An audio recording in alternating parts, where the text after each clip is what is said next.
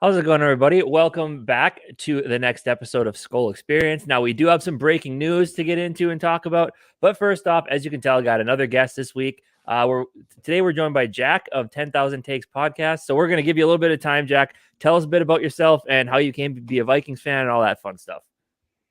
Yeah, so my name's Jack Leverance, CEO, founder of 10,000 Takes. We have a number of different podcasts, like 6 or 7 of them. Blog, we sell merch, we have events, kind of do the whole 9 yards. But been a lifelong Minnesota sports fan. Actually, Indianapolis Colts fan first, Vikings fan second. But obviously, big fan of the Wild. I'm actually watching that game right now. But yeah, it was pretty special Vikings year. I mean, I was in Buffalo, probably sitting, I'd say 30 feet away from Patrick Peterson. Heard the pick hit his shoulder pads. So, pretty magical season. I was at the Colts Vikings game, which was a little weird one for me, but that was obviously kind of another record breaking week. And otherwise, just yeah, thanks for having me on, guys. Yeah, for sure. So, as we mentioned, a little bit of breaking news. Let's just start off with it right away. Statement from head coach Kevin O'Connell a few minutes ago here today. I informed Ed Donatello we will be going in a different direction at defensive coordinator in 2023. While this was a difficult decision because of the tremendous respect I have for Ed as a person and a coach, I believe it's the right move for the future of our football team. I want to thank Ed for his commitment to the Vikings this past season, for the positive impact he had with our players and coaches, and for his role in helping me as a first-year head coach lay this foundation. We all wish Ed and his wife Sherry only the best in the future. We will immediately begin our search to fill this critical role. So obviously, feels a little mean, what's the word I'm looking for?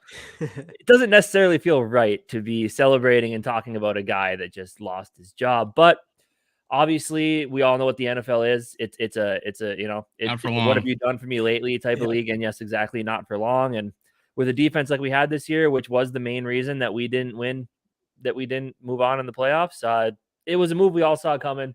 Wondering if Kevin O'Connell had the guts to do it, and he showed he does. So it's a good sign for a first-year head coach to make a move like this. It's tough after a 13-4 season, but it's the right move. So yeah, breaking news. It's good to see, and now we can just move on from it and start that look for the next defensive coordinator of the Minnesota Vikings. What do you think, Jack? I think it was honestly a little late. I think it could have happened even earlier, maybe even prior to the playoffs, just based on, everyone kind of saw that coming, right? Like, the Vikings have to win in a shootout, and that doesn't always last in the playoffs unless you have Patrick Mahomes and the Kansas City Chiefs offense. But yeah, you never want to celebrate someone getting fired, but also time to move on, man. After seeing how well that offense performed and seeing the disaster that the defense was, everyone knew it was coming. Just kind of glad it happened eventually. Right. Yeah, I know it is tough. Like, Kevin O'Connell's first year, everybody was calling for Ed Donatello to get fired. Even me. It was hard to believe someone that would take some balls, first year head coach, to come in and just be like, we're 10 and whatever at the time, 10-2, I think. We're just going to fire our defensive coordinator midseason. Obviously, it would have been the right move. We all sat here like, yeah, the defense is the problem. We still had all this hope going through and just hoping that I was hoping that going into playoffs, like, our defense, that playoff atmosphere would change, especially in the vets, would kind of light a fire on their ass, and hopefully they stepped up. There was never a game this entire year that made it more obvious than that one, that our defense was by far our Achilles heel. Yeah, especially when you make Danny Dimes look like Tom Brady. Right. Daniel Jones just got a massive contract extension thanks to Ed Donatello. And I think you did that on your show when you had Darren Wolfson on, and he was like, he was saying that, hey, I think he needs to send a big thank you card, to the Minnesota Vikings for getting him such a big contract coming up here. So yeah, I was agreeing with everything Darren Wolfson and you guys were saying, man. Yeah. I admittedly took a prop on Daniel Jones passing yards. I knew it was going to happen, so I'm like, I might as well get something from it. Take a prop bet on it. What was it? Tell us. The line was like 250. I think. What did he have? Like 330? Yeah. It hit the third quarter. I didn't feel great about it, but I knew it was going to happen. Yeah, at least there was a little positive. I would have took that, man. I got that. No, I couldn't. Hodges, you should have. I wonder if Hodges even had a prop out there. That's his name, Hodges, the wide receiver. right? Hodgins. Oh, Isaiah Hodgins. yeah, I don't know. Hodgson, I think it is. Whatever. Hodgins. Either way, he destroyed us, and he was probably on the practice squad at some point in the season. But I did want to talk about this comment here by I Am the Life. The players need to be sometimes held accountable for not winning. I definitely agree. And I think a lot of Vikings fans feel the same way, where it was both scheme and players. I mean, obviously, as we have a lot of aging vets, and I know me and Jamie kind of talked about it after the game was on the Monday following the game, that I think we're going to see some faces we've all come to know and love for the last 10 years not be on this team anymore going into next year. So I definitely do agree. It is a little bit, the players definitely need to be held accountable as well. So, and that's the hard part. But I mean, at the end of the day, it's like there's got to be a scapegoat somewhere, and it usually does come down to the coordinator. Also, not just that, but I mean, Ed Donatel showed he was never able to make adjustments. I mean, the middle of the field was wide open all the time, especially this last game, and there was never one adjustment to be made to that. So it's kind of frustrating. And after Which that, brings me, but talking about the players brings me to another little point that I thought was kind of funny. If we're talking about players and not being up to their full potential, Patrick Peterson today on his podcast came out and said like he was in shock when Kirk Cousins threw the 3-yard pass on 8 yards. Like he said he was pretty sure that Kirk back, and then he thought maybe that he forgot what down it was. Well, I was taken back about how bad the defense was playing. Well, especially Patrick Peterson. I mean, Isaiah Hodgins lit him up twice this year. Yeah. Like, You're right. Yeah, I bet Kirk was taken back by Daniel Jones's performance and all the passes over the middle. I think everyone was taken back by that. Patrick Peterson, I think he ended up with a 40 PFF grade, which was the lowest on our team. So he had probably his worst game of the season against a guy that shouldn't really be doing anything like that, I think, in Hodgins or whatever we decided. He had a decent game against him last time too. Yeah. Before we move on, though, I want to shout everybody out. Thanks everybody for watching. Right away, you should go subscribe to 10,000 Takes through YouTube and your where do you guys stream your podcast mostly? Would you say? We're on Twitter, Instagram, but all of our podcasts are on Spotify. There's a link in our Twitter bio that has it all the links to stuff. And if you're watching on Minnesota Sports Talk, I got the Twitter and the YouTube channel in the description, so you guys can go quick subscribe there, open up another tab, and go give them a subscribe. Yes, and then also don't forget to subscribe to us, GG Sports Podcast, and Dave, Minnesota Sports Talk. Carlos, Ed Donatel is gone. Let's fucking go. There's definitely some excitement here. The Music Misery. It's official. Great guy, great coach, but not right for us. Definitely. That's a good way to approach it. You already mentioned I Am the Life. It's more of the players that didn't want to win. Bandito. Don't let the door hit you where the good Lord spit you. Donatel fired. Skol Mafia, Skol, David. I think that is Donatel. All that good stuff. Anyways, hey, Jackie, where one of the listeners said that the players need some responsibility. Well, this is the first move. Right. There's lots of moves coming. You think? What's your take on that? Exactly. Yeah, dude. I don't know. Like Kwesi is a lot on the table for the offseason. I mean, there's a lot of people up for contract. I think on top of the coaching, you also got to switch up some of the players. I mean, I don't know if they're going to be able to afford someone like Harrison Smith. There's so many different players that you could swap out. I think Za'Darius has a pretty high cap hit. He didn't have the best second half of the season, even though he was a little banged up. But I don't know. There's definitely some work, I think, all over the place on the defense. Yeah, and I know I kind of mentioned it. I know me and Jamie were talking about it on Monday on our post-game stream, but like the one play that really just kind of showed where we're at and was really like, I don't know, kind of hit you in the feels was when Eric Kendricks, Daniil Hunter, and Harrison Smith all missed a tackle on Matt Breida on like 3rd and 5, and we'd have got up, maybe got the ball back. He's Mike Allstott. The lead. And right, after all three of those guys, after all three of those guys missed the tackle, I'm just like, you just kind of. Yeah, I think Dable doused that receiver in butter and then just slid the guy all over the place. It's the only explanation. Yeah. It was pretty rough. But I mean, yeah, but I definitely think that, in the coming, especially like when we get into March, free agency type stuff, I think we're definitely going to see a lot of those names either get traded or just straight up cut. I mean, obviously we already see that Adam Thielen's camp is laying the foundation for him not to be here next season. And then, I don't know. There's a lot of tough decisions that Kwesi needs to make. I think there's going to be a lot of fans that aren't happy with some of the decisions, but at the same time, as I Am the Life said, the players just, it was on them as well. And there was a lot of times where I just they just didn't, I don't know. You can tell they're getting slow. That's kind of the moral of the story. It's like they're not the guys they were 3-4 years ago. I mean, obviously, when they were at the peak of their game back in that 2017 season when our defense was tops in the league. But at this point, they're not the same players anymore. With the money you're paying them, especially when you're uptight against the cap like the Vikings are, it's a tough Jack, time. what do you think about that? I mean, Harrison Smith was a Pro Bowler last year, right? And a lot of these guys. How much do you think it's the age? Some guys are like 30, and we're thinking we should put them out. They should be out of the league already because they're 30 years old. They're not 35; they're 30. How much do you think it is? The scheme just being too the teaching of it was just so confusing, and you cannot play fast when you're confused, thus making you look old. I mean, I'm not saying either way. I'm just thinking, what would you put? How much would you put on the defensive scheme, and how much would you put on ex-Pro Bowlers? I think maybe 70-30 is a fair percentage. That's just a guess. The players 70 or the scheme. Yeah.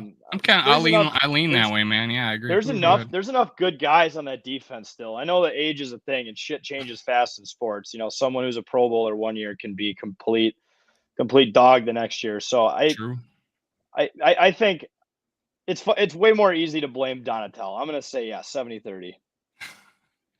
And you had guys like Patrick Peterson that had one of his better years in a while, right? It's definitely better than last year when he wasn't getting toasted by Isaiah Hodgins.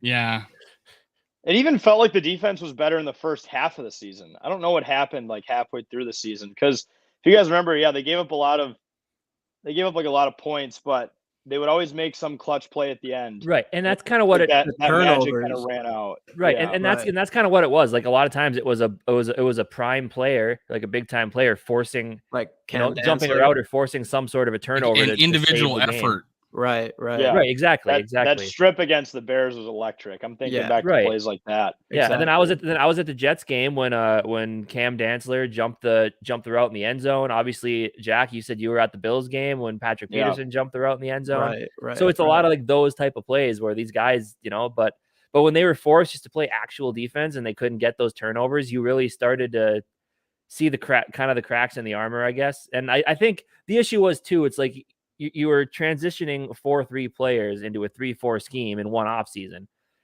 And it's just like the players don't fit the personnel, but the personnel doesn't fit the scheme, but the scheme just didn't seem to work with the coordinator. And it was just kind of a big mess of just nothing seeming to work right at the same time, unfortunately. Yeah, and this is a really good point. Zadarius Smith was night and day early in the season to the end. That was a good point. Like he was like having an all-pro start first half of the year. I know he had that. What was it? Was it a knee injury that he was dealing with? I forgot what it was. Obviously we knew he was dealing with an injury, but there was definitely our defense was hurting bad once, he was dealing with that. He wanted to put his entire season's effort into getting back at Green Bay in week one, which he did. Yeah, he did. I remember he did that like army crawl celebration. I mean, that was his Super Bowl, was getting to just fuck up Aaron Rodgers. Right. Dude, he even did the Jared Allen celly, one of his sacks, man. It was different. There was kind of more fire on that. Well, I think that was wasn't that the game that we put him in the Ring of Honor or something like that? Or when he rode out on a horse. Yeah. Yeah. Oh, yeah. I was at that game. Top 5 moment, I think, in sports that week was just Jared Allen rode out on a horse, which is the most fitting. Oh yeah, thing dude. Ever. Dude, I put that as my thumbnail that week. Yeah, that's a good one. It's a good one. I was at that game and got the Jared Allen mullet wig and everything. That was pretty cool. I had people that didn't really know football and knew me and said, who is this? Or did you see this? I'm like, yeah, I saw that. So wait, awesome. my I can't remember if you're in the top left. Is it Casey? Yeah. I think your name disappeared. So you were at the game. Did you know he was going to ride out on a horse? I had no clue. That's the best thing ever, that no one saw that coming. And just it doesn't surprise me. Exactly. Nobody saw it coming. Do you remember how he retired? Do you remember how he retired? No. rode off into the sunset on the horse. But it was so cloudy that he's like, well, it's cloudy, but I'm gonna ride. You get it's it. like, you guys, he couldn't ride in this. He wanted to ride in the sunset, but it was complete overcast, so he couldn't. But he mentioned that, and then goes riding off into the clouds. That's typical Minnesota in January. The sun is out like once a year, like once a month. I just heard Mike. I can never say his name. Patton. Michaels. Is a Mike. All right. Anyways, is a front runner for DC. I disagree. I think they should look elsewhere. What are your guys' thoughts on that? I wouldn't really want to go in house after. A Giants performance. Mike Pettin, he knows defense. Obviously, he was a head coach before, and he's coached decent defenses. But I mean, I think didn't Green Bay fans want him out like yesterday when he was their defensive coordinator? I heard from a lot of Green Bay fans that he just wasn't any good over there. I mean, we do pretty good with washed up Green Bay players, but there was like a specific game. I think it was a playoff game last year there where there was some play that, I don't know, he was playing prevent defense or something like that, and they got after him. I don't know. But when I went back and looked at the stats, his defense were highly ranked, top 10. That's the move. That's the mid-season move I wish we would have taken, is just that. That's why I thought we could have did it mid-season, like you said, Jack. But now we didn't do that. I don't know. I have a hard time thinking that would be our best case. Especially, I haven't looked to see who's available potentially for us for defensive coordinator. I know a lot of people are talking about Flores, which I would definitely be cool with that right now. Anyways, obviously we'll probably have to come out with more content. Everyone's going to be talking about who are we going to get next, but for sure. Drop shot, Jake. The biggest issue was actually linebacker position unable to play. I agree with that as well. I mean, Kendricks obviously was slowed a little bit this year. Hicks was okay, but he's not, a top tier starting caliber linebacker, and especially in that scheme as well. In coverage, obviously you got to be a little bit quicker. Like Brian Osimo would have been a good coverage linebacker because of his speed. So that'd have been nice. Music in the misery. Another comment. Odds of bringing Frazier back as our DC, stealing from Buffalo. I'm fine if he just stays. Dude, people are talking about him potentially get another shot at head coach. Yeah. Even though I don't know. I don't know about it, but I don't know. I don't think so. I thought that was the move that we should have made. Probably Dallas game. I don't know. Is like is bringing Mike Pettin, because I mean he's got experience with his defense, and I think he's probably definitely more aggressive than Donatil. And Jack, if he looking at this last game, he said we were going to like what we saw, and I thought it was probably his worst. One of the top worst games he schemed the entire year, because we weren't blitzing at all, right? And he wasn't disguising blitzing, he wasn't faking blitzing, he wasn't coming up to the line and backing off and disguising it. And then when he went to blitz, I mean, it looked like we had a guy in a sprinter stance ready to blitz, and he knew, and their quarterback could easily see who was coming, like our nickel off the edge. And then he literally didn't hand the ball off and threw it to his receiver instead of handing the ball off, because that guy was wide ass open and he knew it was going to be. That's how crazy. That's how predictable we were. And I think Mike Pettin would have came in and would have been completely different, and we could have been serviceable defense. Do you think we're going to give Mike Pettin a legitimate shot, or do you think we're going to shop around, take some time, and get the right guy? I think you got to shop around. I think you got to consider the options. I mean, there's no rush, right? No. You have an entire offseason. Get it right, especially because you have so many other good coaches and people in the staff. Right. This is a pretty critical role, and you can see how one guy can turn it upside down. And going back to when he said before the game, like, you're gonna like what you see. I've been watching mediocre sports teams enough to know that when a coach has been doing a shitty job and they come out and say that, it's like he has no answers. Like all he can do is just try to lie to people, which is kind of what it felt like it was. It was like, all right, like, I've tried everything. We're still one of the worst defenses in the league. Like, I'm just going to tell them what they want to hear, and hopefully we get lucky. So I knew that was shit the minute he said it. I knew that was it. So unfortunate, but that discouraged me more than anything. Yeah. But here's an interesting point. This guy brings up, what do you think of Vic Fangio? Like, Vic Fangio is obviously has a proven track record as a defensive coordinator, but also Ed Donatel is kind of a, Vic Fangio under protege. Exactly. Right? So it's like, and I don't know. I mean, obviously, like I said, Ed Donatel and his stops as D coordinator hasn't been very good. Vic Fangio obviously has one of the top defensive coordinators that's coached the position. It's an option, I guess, but also I don't know. I don't know. I don't know. I wonder if you guys think we should go with the younger thing like we've done with our head coach and our GM and pretty much everywhere else? Because it was kind of, and almost that's what the Ed Donatel hire did kind of feel a little bit forced to me, just almost like you wanted to just have like an older guy in that position, someone who's has been around longer, instead of getting another guy in the whole coaching staff be these guys under 40. Do you guys think we should find a guy more like that, especially for a guy like Kevin O'Connell as a head coach? It might be easier for him to have someone like that. I don't know. What's your guys' thoughts on that?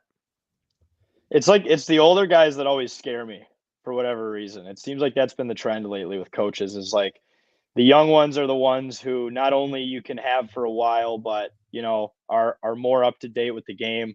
So when you bring in some of these older guys, it scares me. Like they think they're playing like an older style of football and right with stuff, and I don't know. Like I think going with a young person has just been what's been working in the game.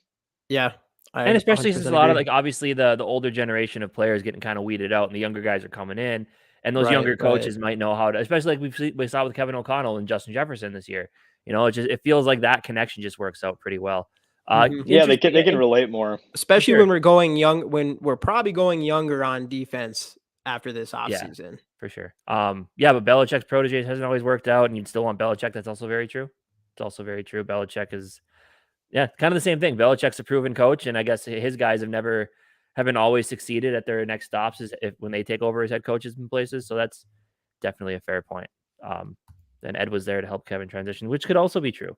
Kind of get that veteran presence as one of your coordinators. So speaking of coordinators, we'll kind of get off the defense thing for a while here because that's been kind of talked about ad nauseum.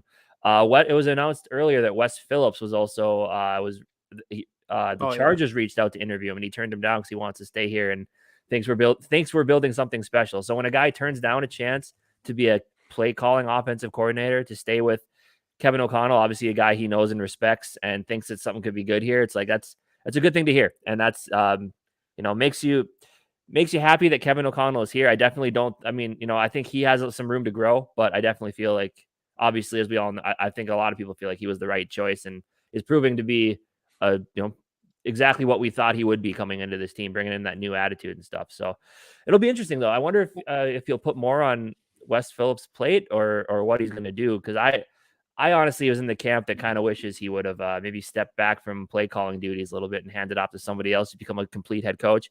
I don't think that's going to happen. I think he's got too much of that McVay fire in him where he wants to, control that offense. But no, interesting. But it's still nice to have like a good right-hand man, even if he's not going to be calling plays, just to help you with game planning and putting everything together week by week. So good to see Wes Phillips sticking around. Yeah, I think the Chargers are more cursed than the Vikings, so it's probably for the best that he stuck around here. I was going to say, because didn't he fire like 2 coordinators back to back now? I don't know if he's. I heard today sometime that the Chargers had fired a guy, right? And they fired someone last year too after 1 year. Like, do I go there and get fired right away? What are the expectations? I'm going to be behind a defensive head coach rather than an offensive head coach. I mean, and I think you probably want your next job to be a head coach, not switching to. And I guess that is if you're going to be the play caller, that is a way to prove yourself. But I would think, especially on that team with Herbert and the talent they have offensive weaponry wise. So that'd be. I mean, it's going to be a hot commodity. Someone's gonna go there, and it's going to be a good fit for him, especially with what they got over there. Yeah, it would be. Yeah, they could. It's going to be a good spot for someone to go to, who has weapons already. So yeah, for sure. So I know we want to move on, Casey, from the defense, but I got one more thing, right? Yeah. Jack, what do you think about? Well, here's my thought process. If we're staying with the 3-4, we might as well trade Danielle Hunter. He's on an outside linebacker. We might as well get a lot of value for him, and in him to go to a 4-3 defense. And we go spend our money on a guy that can do both pass rush and cover. And if we go back to a 4-3, keep Danielle Hunter because that's his bread and butter, and then we get rid of the Darius Smith. Do you think that is a possibility that we revert back to a 4-3?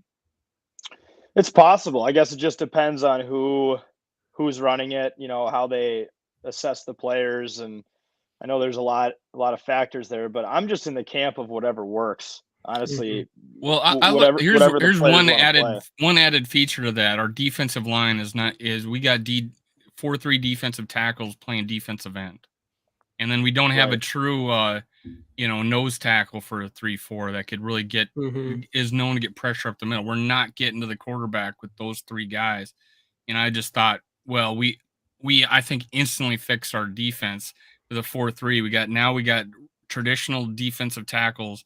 We got a defensive end, and then we got a combo between Jones and Wanham. And that was my thought process of, hey, we instantly fix our defense, or defensive line anyways.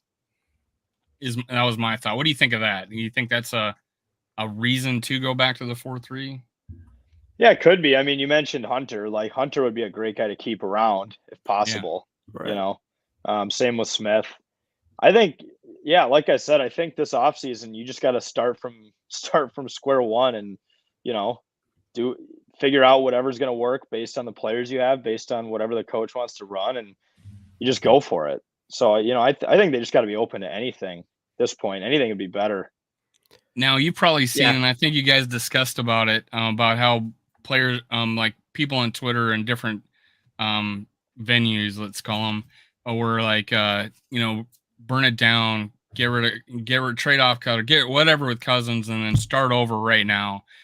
The whole idea is that draft a quarterback and try to win a Super Bowl in his rookie contract.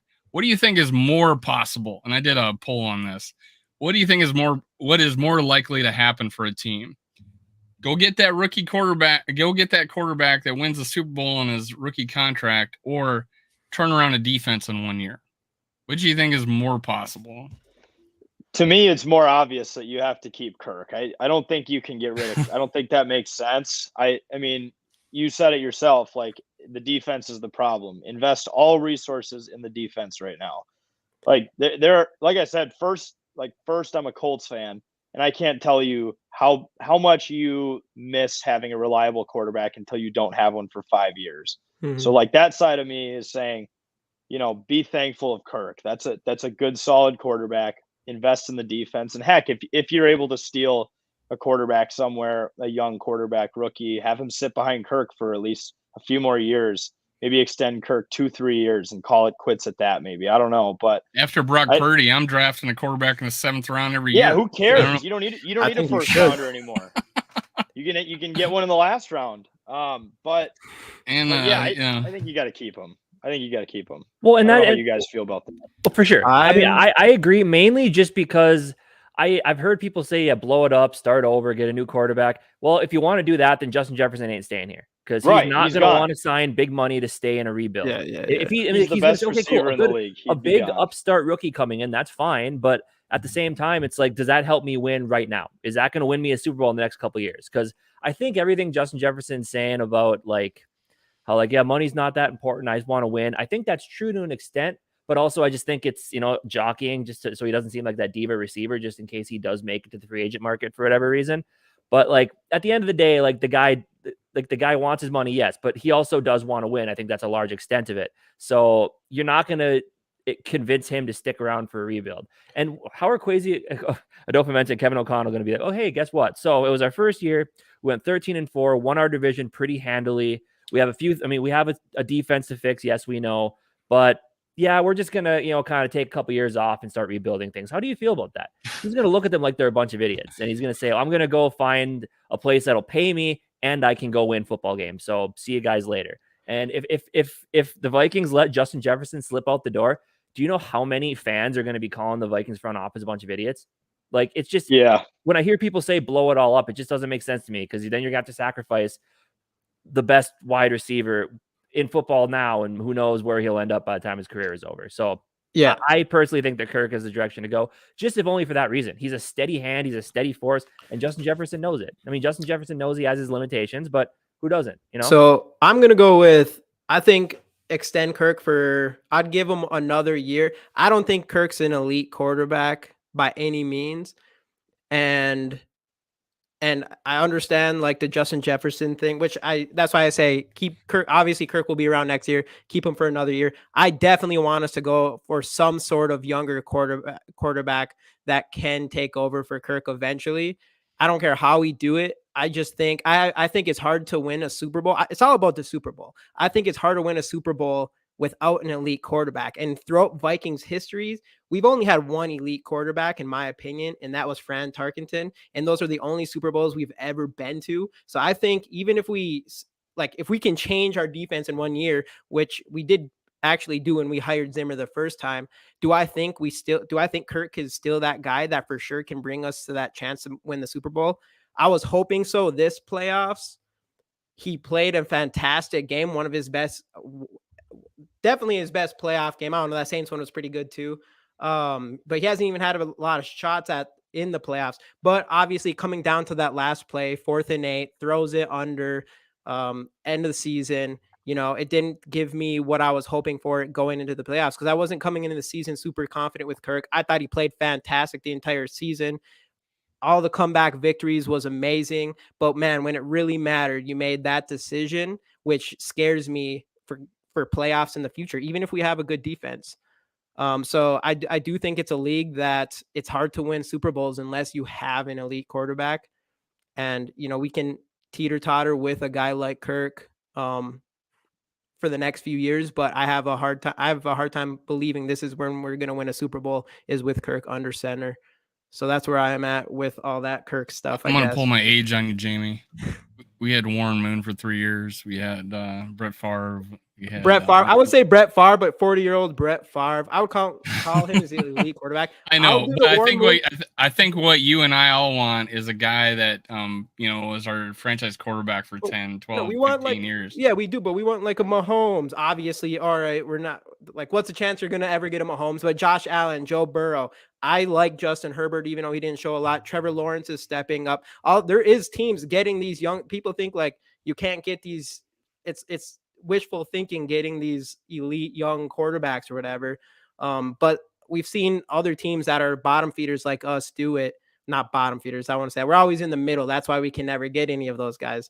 But still, actually, you said Warren Moon. Jack, being a Colts fan, you had your franchise guy, right? And then he so many injuries, he got knocked out. Andrew Luck.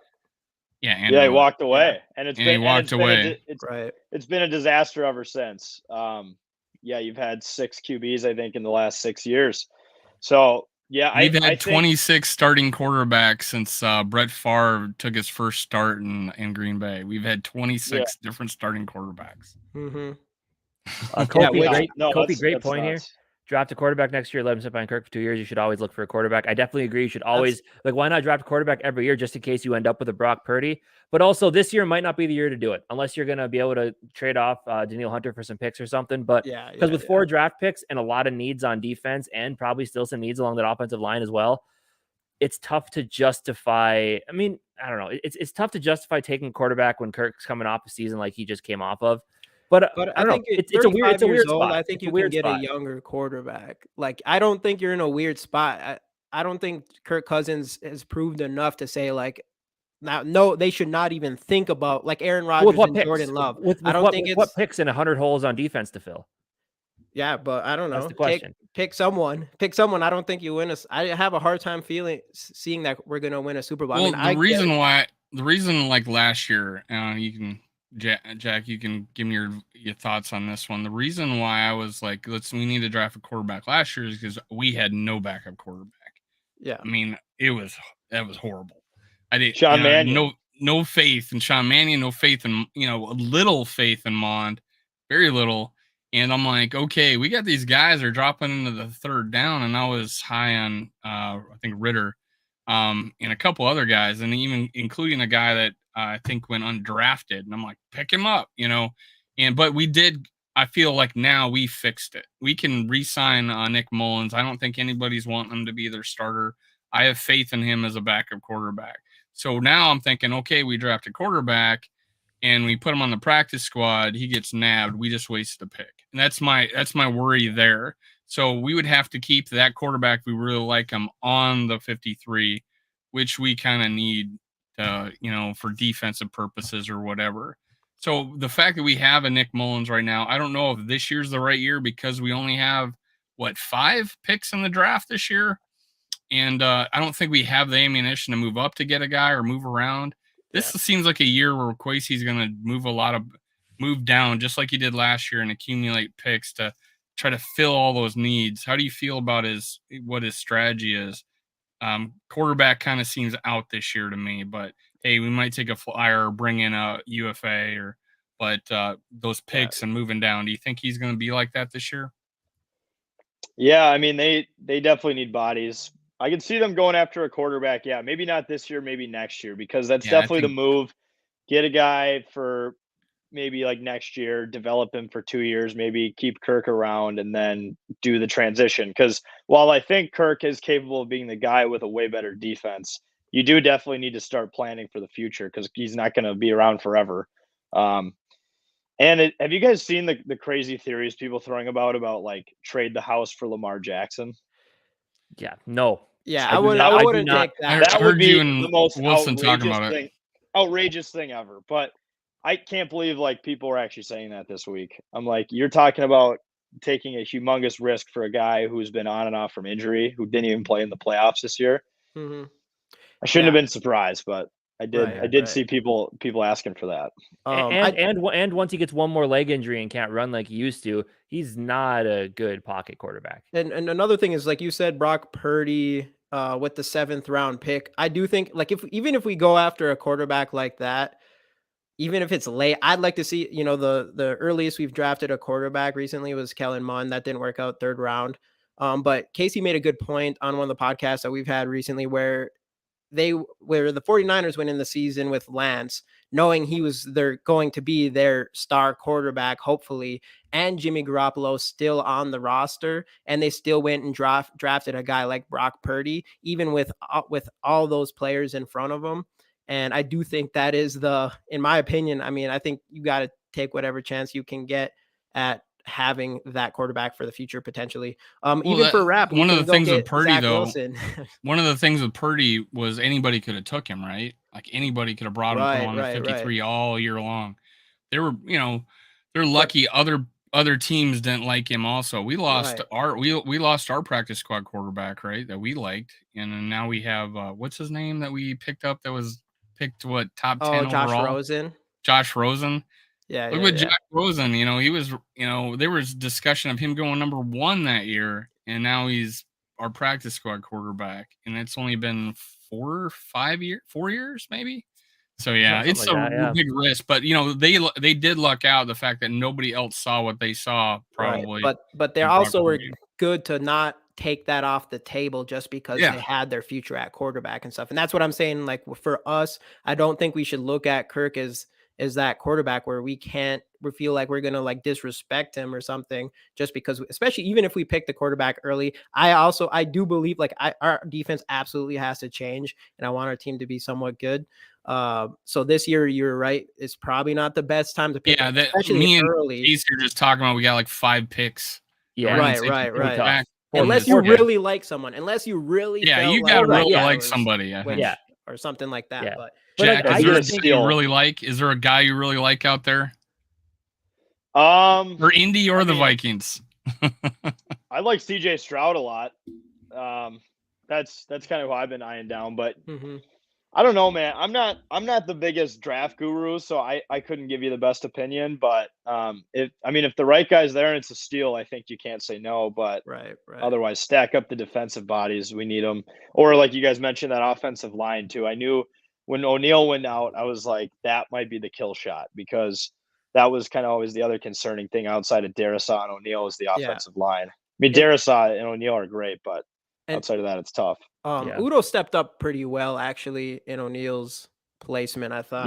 Yeah, but he's not. But you're not going in next year expecting him to start anywhere. So no. But that's another question. So we're talking about in the draft, we need bodies. I would say, do you think cornerback is still our biggest need going in there? And then also, before you answer that, what do you think about our wide receivers? Do you think we should pick a wide receiver, a potential wide receiver 2, bona fide wide receiver 2, early in the draft, or do you think we should just specifically go defense? I think a wide receiver is not a bad idea, assuming that Thielen's gone, which Right. sounds like based on what his wife was saying and kind of the amount of money he's going to want. I think you can safely assume he's gone. So I don't think that's a bad idea necessarily. But in terms of defense, yeah, go after corners is what I would say. Definitely try to lock down on some of those receivers because, I mean, like you guys mentioned earlier, the amount of passes out the middle, up the middle of the field and the long runs, it's just not reliable. Yeah, no. Hopefully we can see an upgrade with or hopefully we see Booth come back and Evans and Scene and the injuries did not help at all for sure. either. No, but we've been unlucky with our cornerbacks, our first and second round of cornerbacks. I kind of feel like a big thing this defense is missing is like an impact interior defensive lineman. You know, like, I mean, obviously it depends on where you're at. Like, obviously we have some edge rushers we can use depending on, I mean, I don't know. I guess it all depends on what they decide to do with either Daniil or Zadarius Smith, depending on which way they decide to go. Which, I mean, if both of them are gone, yeah, you kind of need to pick up on some edge rushers. But I just feel like we don't have that like big impact interior defensive lineman. Obviously, if we want to talk about going and find the next Patrick Mahomes, I'm going to toss out the next Aaron Donald, one of those guys that can play interior, play outside. He can play at any position along the defensive line. But obviously, like, you don't just find that guy all the time, just like with those superstar quarterbacks. But I just feel like we need some sort of just impact player along that defensive line, whether it be tackle or edge rusher or something. I feel like that's partially what this team is missing. Because last week against the Giants, when I think we sent out all blitzes a couple times near the end of the game, and we didn't get even close to Daniel Jones. So I mean, I feel like we're missing just some power on that defensive line, which I don't think it's a breaking news thing to say. I think a lot of people see that, but that's where I feel this team has a big need. I mean, I said that earlier. Exactly. Just the defense. The defense we were playing, we needed someone on that defensive line to get to the quarterback because your corners and your safeties can't defend for 10 seconds while Daniel Jones is running around or whatever. Pick a quarterback. So yeah, you need to be able to get at the quarterback with the defensive line, not have to rely on blitzing all the time. There's teams that got after us with 4 guys, all year long. There's plenty of teams that did that, and they had somebody on that defensive line who could say, "Hey, Harrison Phillips, great. He's a run stuffer. Tomlinson, supposedly a run stuffer. He did play really well even though he's playing out of position." But we didn't have anybody, really getting after the quarterback. And the guy that in the preseason was getting after the quarterback, I can't even remember his name now, but he had like 3 sacks after T.Y. McGill. T.Y. McGill, man. Hey, I think we actually might still have we still might be able to have him come into the team because he was on the DL for us. But I don't know what his situation is, but I don't know. We'll find out. Come up. Jack, do you think that that's a priority though? Defensive line more so than maybe receiver, although I like that too. I kind of want to do the same thing this past year, but what do you think there? Yeah, I agree. It is fun to have someone on the D line like a Bosa. I saw someone mention, but specifically Nick. Joey's a little crybaby who the helmet slamming thing was hilarious. The Chargers, because he slammed the helmet and then Brandon Staley gave it back to him and he proceeded to slam it again.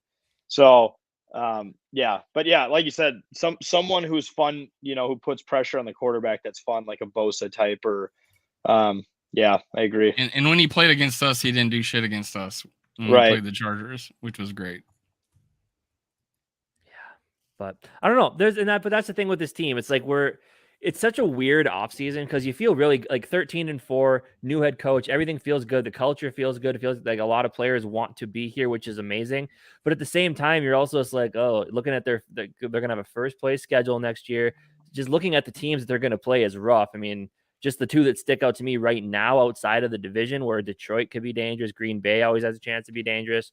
Chicago. But either way, you got the 49ers and you got the Bengals. Those are just 2 games that immediately pop out to me as like, oh boy, those are going to be rough. So I don't know. It's like there's optimism, of course, but there's also a lot of pessimistic feelings like, oh God, they got a lot of things to fix on this team before going into next year.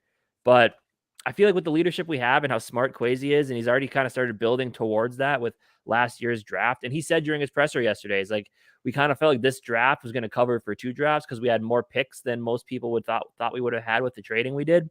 He's like, so I feel like that's going to help us out in the next year, especially that these guys, yeah, sure, they're injured, but they got a good chance to sit and watch and learn from these vets that have been playing so well for their whole careers. So it'll be interesting. I think there's a lot of work to do, but as Kevin O'Connell and Kwesi both said yesterday, the foundation is there for this team. They know what they want to do. Now it's just kind of piecing together a defense, which I know isn't an easy task, but it's something that they're going to have to figure out how to do in short amount of time. And I think that all comes with who's your coordinator, what's your scheme, right. and you go from there. You have to just make a decision. Do you stick with a 3-4, go 4-3?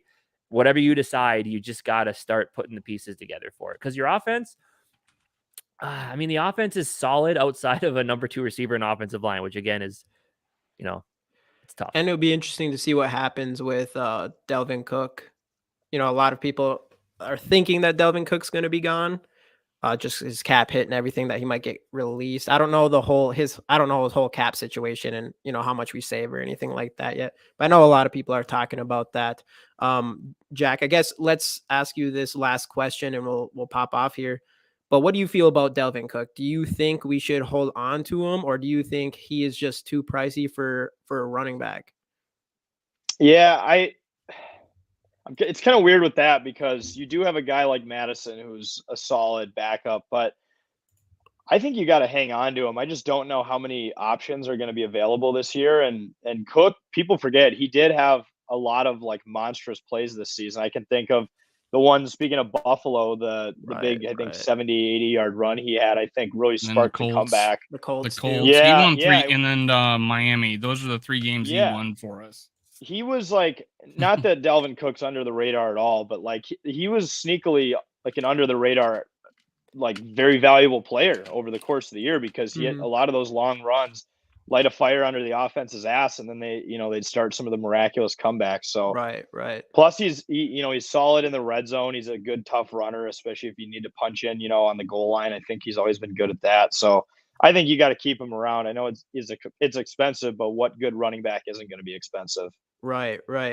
Madison can toe the line. I think Madison's contract is up this year. My guess is we don't hold on to him.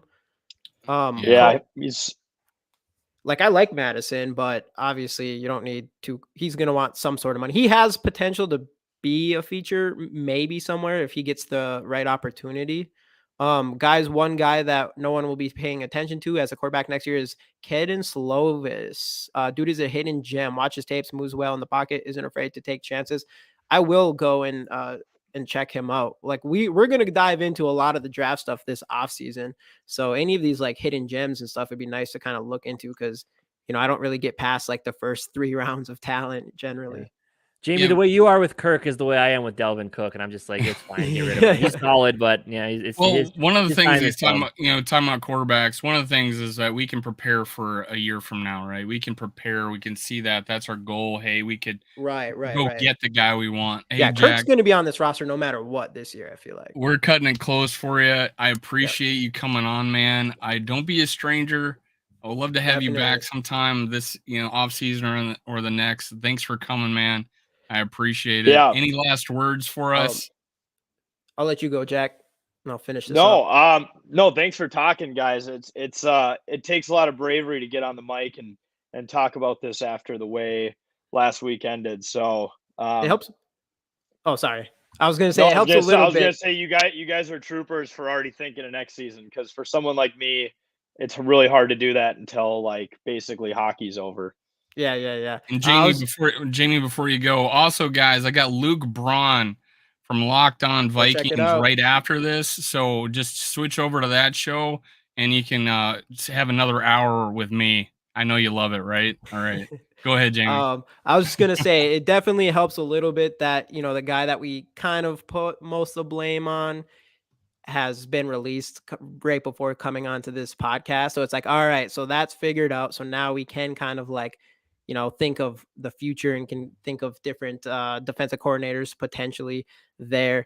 But other than that, I want to thanks everybody for watching the Skol Experience. Again, come next week, we're going to be doing this throughout the entire off season. Go subscribe to 10,000 Takes. In the description below. On the description below. It is now in the description below on mine as well. I forgot to put any of our stuff in there. Also go subscribe to Minnesota Sports Talk and us, GG Sports Podcast. Thanks for joining, guys. Skol Vikes. See you guys.